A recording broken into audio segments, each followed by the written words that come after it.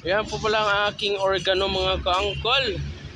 Ayan, sobrang ganda na po siya mga kaangkol, ang oregano. Shoutout po pala sa nagbigay sa aking oregano.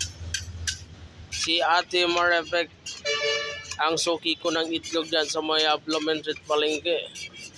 Ito na po yung binigay mo sa aking oregano, Teo.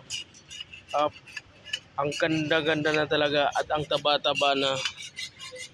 Sa nais na gustong humingi ng aking oregano, dito lang to sa may Bulaluhan sa Espanya.